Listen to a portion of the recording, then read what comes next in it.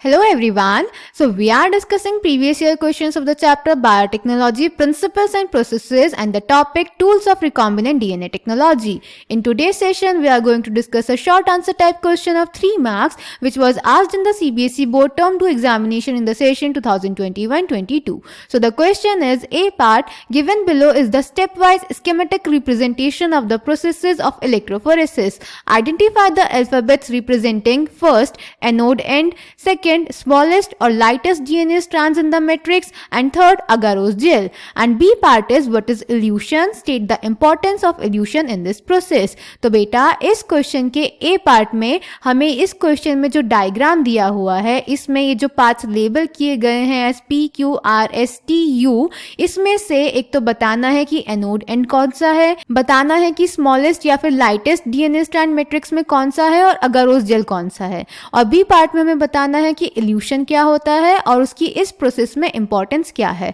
So let's check the answer. तो बेटा ये जो डायग्राम हमें दिया हुआ है ये जेल इलेक्ट्रोफोरेसिस का डायग्राम है. इसमें ए पार्ट के फर्स्ट में हमें बताना था कि एनोड एंड कौन सा है. तो बेटा जो डीएनए होते हैं वो नेगेटिवली चार्ज होते हैं, तो वो नेगेटिव टर्मिनल से पॉजिटिव की तरफ मूव करते हैं, यानी कैथोड से एनोड की तरफ मूव करते हैं. तो यहाँ पर इस एरिया में तो हम डीएनए को इंसर्ट करते हैं, तो ये इस डायरेक्शन में मूव करते हैं, तो जो एनोड एंड होगा वो होगा एस. क्लियर.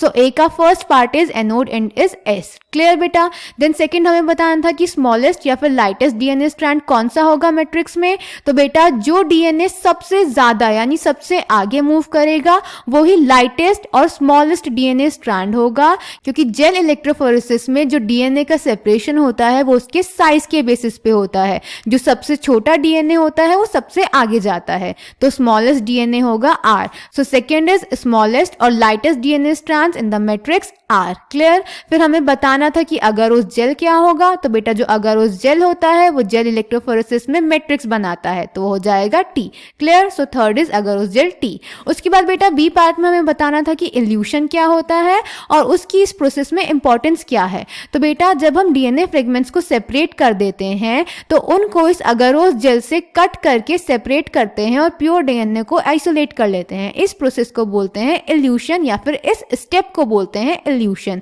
इसकी इंपॉर्टेंस बेटा ये है, इसी स्टेप में हमें मिलता है हमारा प्योर डीएनए, वरना तो डीएनए अगारोस जेल में ही फंसा रह जाएगा, आगे के एक्सपेरिमेंट्स हो ही नहीं पाएंगे. तो अगर आगे के एक्सपेरिमेंट्स करने हैं तो हमें इल्यूशन करना पड़ेगा, उसको अगारोस जेल से अलग करना पड़ेगा. Clear. So answer B is the separated bands of DNA are cut out from the agarose gel and extracted from the gel piece. This step is known as elution. The DNA fragments purified in this way are used in constructing recombinant DNA by joining them with cloning vectors. Hence, this step is important to isolate the pure DNA. So, I hope this question is clear to you. Thank you.